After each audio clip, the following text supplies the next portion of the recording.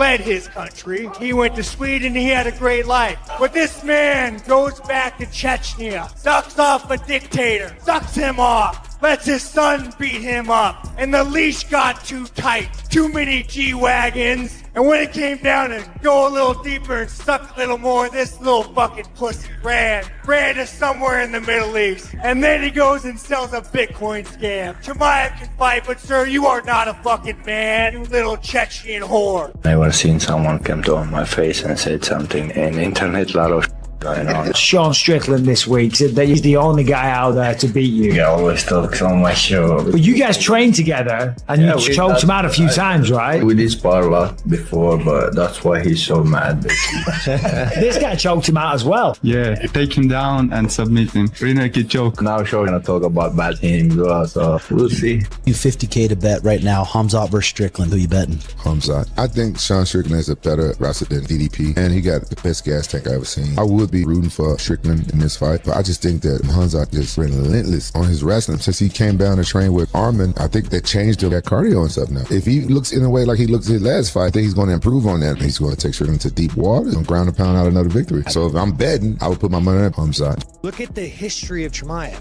Chimaev goes, he flees his country and goes to fucking Sweden.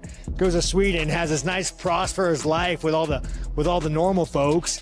And then he goes back to Chechnya, where the fuck he's from, and he goes and he gets balls deep with his dictator. Fucking balls deep with his dictator. And his dictator's like, all right, well, here's a G-Wagon. Now I want you to go train my kid, and I want you to let my kid beat you up. And this dictator's like, all right, now I want you to do this. And then Chimaev's like, whoa, whoa, whoa, whoa.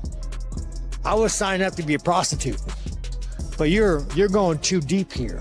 The tip is going too far in. It's going too far in. And now he actually has some fear for his life from this fucking dictator. And he's still owned. So what does he do?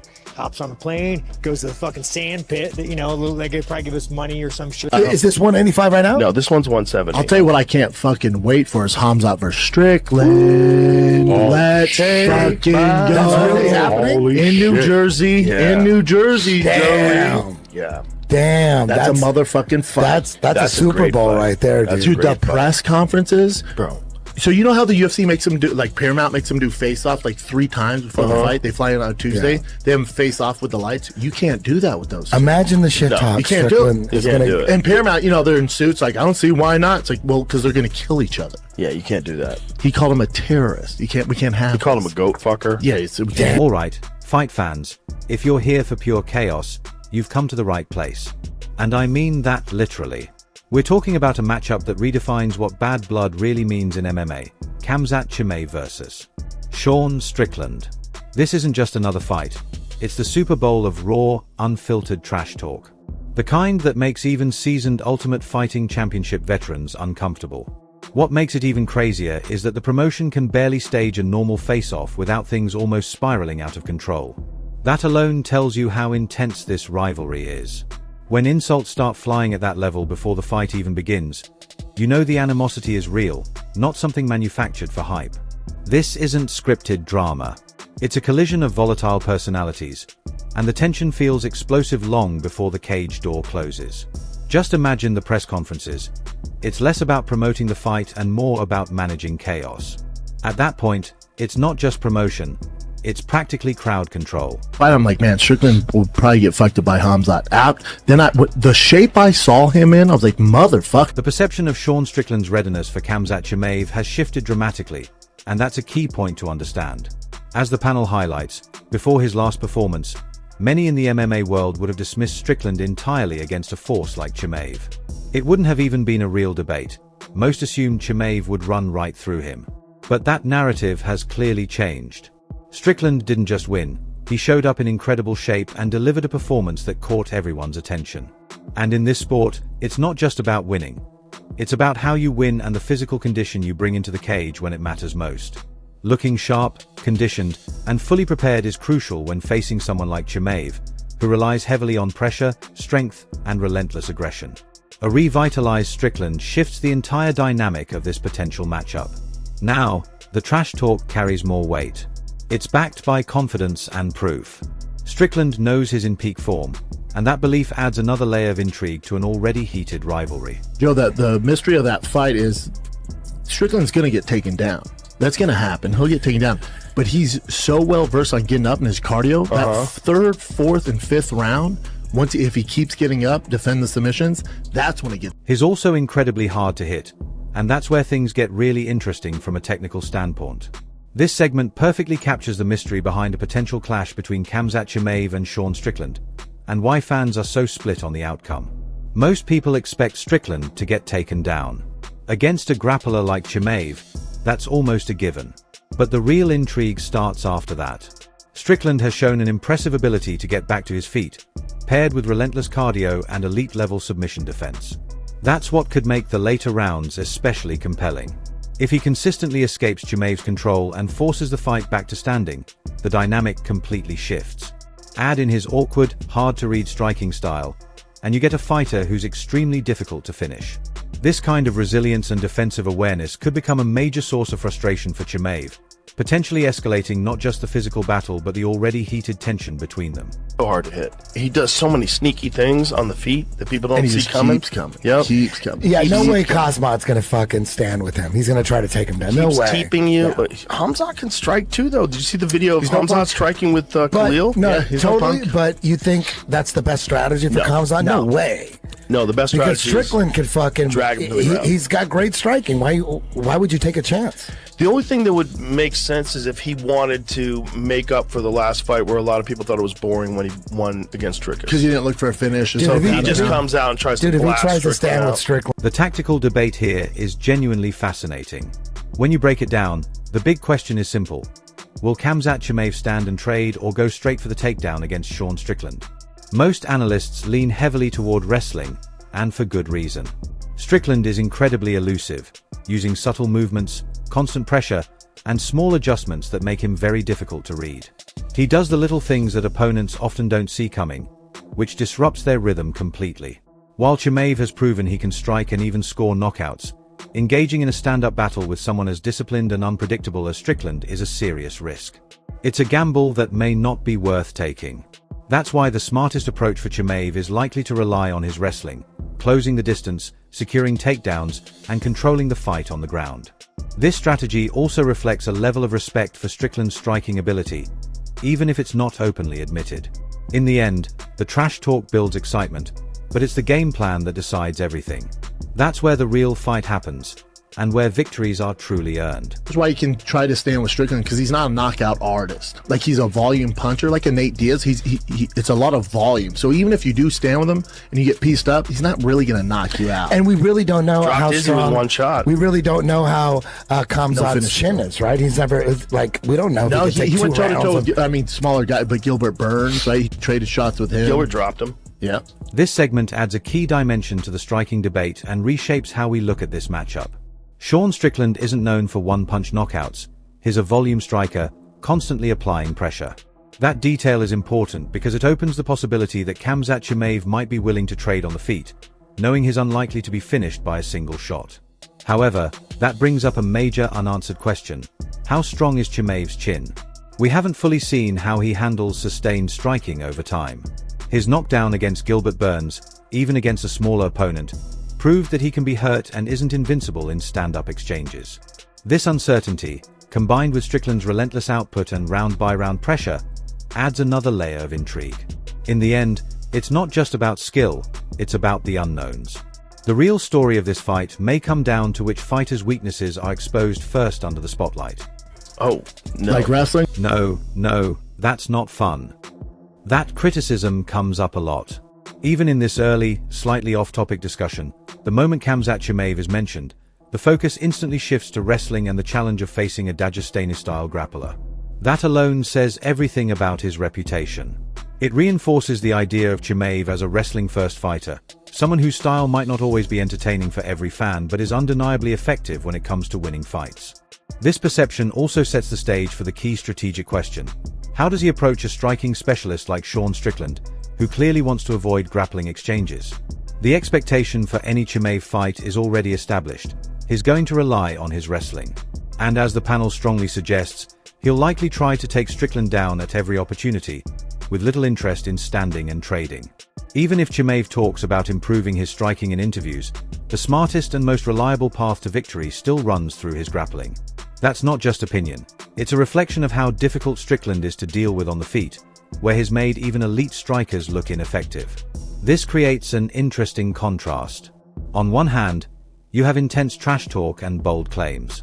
On the other hand, the likely reality inside the cage is a calculated, disciplined approach built around Chimaev's strengths and Strickland's vulnerabilities on the ground. What do you want me to do? I can't even hit this guy. Nothing. He couldn't even come close. He's just throwing it. Trying to take him down? I mean, we couldn't get close. I mean, he never... He's really tough to take down. Michael Venom just controlled that fight. He just controlled every aspect of that fight. Was that before or after the Tom? The description of Michael Page leaving his opponents confused and unable to land clean shots creates an interesting parallel with Sean Strickland. Much like MVP's karate-based stance and movement, Strickland brings a style that feels awkward, unpredictable, and extremely frustrating to deal with. He's not easy to pin down, and landing meaningful strikes on him often feels nearly impossible. Opponents are left wondering what they're supposed to do, as nothing seems to work against his rhythm and control. This defensive sharpness is what makes both fighters so effective. It also highlights the challenge for Khamzat Chimaev, not just in closing the distance, but in actually controlling Strickland for any significant period of time. Strickland's approach isn't just physical, it's mental. His style is built to frustrate, disrupt, and break his opponent's confidence, perfectly matching the trash-talking persona he carries outside the cage. Yeah, he stopped. Yeah, he's great. He stopped fighting. He's a beast. Matt was a fucking animal in his prime, and that was the first defeat that Thompson had. And like, he just couldn't deal with the full-rounded skill set and the pressure, nonstop. Yeah, veteran pressure, and just like he could fight on the ground too. Like, and then Woodley beat Thompson two times. Yeah, but it was super boring. Super boring. But Woodley fought him the right way. Yeah, just like he's fighting him. Don't engage. Don't just run into the wood chipper. This deep dive into how fighters like Matt Brown and Tyron Woodley successfully handled the tricky style of Stephen Thompson provides a valuable blueprint for dealing with elusive strikers, much like Sean Strickland. As discussed, the key lies in a well-rounded skill set combined with smart strategy. Brown relied on constant pressure, while Woodley took a more patient and disciplined approach, avoiding reckless exchanges, staying on the outside, and choosing the right moments to strike. This kind of calculated game plan would be essential for Khamzat Chimaev if he wants to defeat Strickland convincingly. It shows that even the most dominant fighters can't rely on aggression alone when facing unconventional opponents. In the end, trash talk won't matter once the cage door closes. Against Strickland's frustrating rhythm and timing, intelligence, patience, and strategy will be the real deciding factors. Those epic matches, wasn't it with like GSP? It was like Johnny Hendricks and GSP. That was like the Super Bowl. That was like the Super Bowl. Yeah, I thought he could have won that. At the time, I hadn't rewatched it, but I remember thinking that could easily have been Johnny's fight. The conversation around legendary matchups, like Johnny Hendricks versus Georges St-Pierre, and even the Super Bowl comparison subtly connects to the massive hype surrounding a potential clash between Khamzat Chimaev and Sean Strickland. The panel reflects on those iconic fights as razor-thin, high-stakes battles where the outcome could have gone either way, fights that fans debated for years. That same level of intensity and unpredictability is exactly what Chimaev versus Strickland promises. Their trash talk isn't just for promotion, it's fueling real anticipation. It sets the stage for a fight that could mirror those historic moments in MMA, potentially becoming a defining chapter in both fighters' careers. Like a Super Bowl-level showdown, it carries the expectation of drama, tension, and a result that could come down to the narrowest of margins. I fucking told you guys, it's two fucking well-known training partners. I'll tell you what, man, props to Patterson, because this is the first dude that Venom Page has fought that doesn't look like he doesn't belong. This reference, although centered on MVP and his situation, highlights an interesting dynamic in MMA when well-known training partners face each other. These matchups can be uniquely challenging and sometimes awkward, as both fighters are deeply familiar with each other's style and strategies. However, the situation is completely different when it comes to Khamzat Chimaev and Sean Strickland. They are not training partners, and their heated trash talk leaves no room for mutual respect or hesitation. This creates a sharp contrast to typical gymmate fights, where familiarity can lead to caution and restraint. Instead, a potential clash between Chimaev and Strickland would likely be the opposite, an all-out, no-holds-barred battle driven by real animosity. It goes beyond the usual athlete-to-athlete competition, turning into something far more personal and intense, making it especially exciting for fans who crave genuine bad blood inside the cage. Matchup. Call your boy. It's literally the last guy you want to fight a style like that, someone who understands it. What do you think is going to happen? Don't you want excitement? Will they truly go all out or hold back because they understand each other too well? Don't fans want the most authentic, intense fight possible inside the cage? This segment highlights a crucial and often overlooked part of fight promotion, the matchmaking process and the strategy behind it. The panel questions why matchmakers would create a high-risk matchup if there's a chance the fighters might approach it cautiously, especially when rankings and career stakes are on the line. This raises an important question for a potential Khamzat versus Strickland fight. Despite all the heated trash talk and tension, will the fight itself turn into a calculated, strategic battle? Or will their rivalry push them to go all in and leave everything in the octagon? The UFC thrives on excitement and decisive finishes, but matchmakers constantly face the challenge of balancing true competition with fights that entertain and sell. In this case, the build-up guarantees attention and buzz, but the real intensity of the fight will only be revealed once they step inside the cage. Bet it was one of the things where there's not a lot of guys lining up to take that fight, because he makes you look so stupid. But this dude is like, I've been in there with him 100 rounds, I know how to fight it. The idea of a fighter who makes opponents look completely lost perfectly defines Sean Strickland and his overall fighting philosophy. Even when discussed in a different context, it highlights his unique ability to frustrate and confuse opponents at the highest level, often making elite fighters hesitate to take on that kind of stylistic challenge. Strickland has a rare talent for making top-tier athletes question their own abilities, something uncommon in a promotion where everyone is considered elite. His understanding of distance, timing, and unconventional pressure creates a mental battle before the fight even begins. This psychological edge plays a big role in the intense trash talk he's known for. For Khamzat, raw power and athleticism alone won't be enough. He'll also need to break through that mental barrier, figuring out Strickland's distance and finding the right way to close it effectively. Those motherfuckers in the top 10, the 185 and 170 are dogs. They don't give a fuck, especially if they can grapple. They don't want, do it. But look, the line to the top is very short right now. Yeah. Right? And so, like, nobody wants to... Falling down the rankings and having to start from scratch again is every fighter's worst nightmare.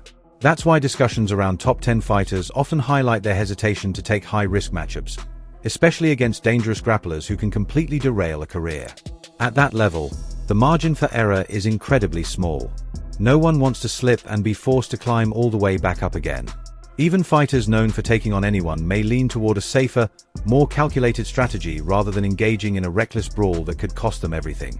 For Khamzat, this likely means a tactical approach, using his wrestling to control the fight, reduce risk, and maximize his chances of winning. For Strickland, it means capitalizing on any signs of hesitation. While the trash talk may suggest pure aggression, the reality at the professional level is far more strategic and risk-aware, especially when title opportunities and legacy are on the line. The panel also referenced Strickland's recent fight against Amarvov, where he stepped in on short notice and delivered an impressive performance. It serves as a strong reminder of his mental toughness and physical durability. Despite difficult circumstances, Strickland has consistently shown up and performed at a high level, something that sets him apart. This resilience adds another dimension to his persona. While Khamzat presents a dangerous and dominant challenge, Strickland has proven he isn't easily intimidated or outmatched. His past performances strengthen his confidence and give credibility to his bold trash talk, showing that when it matters most, he can back it up.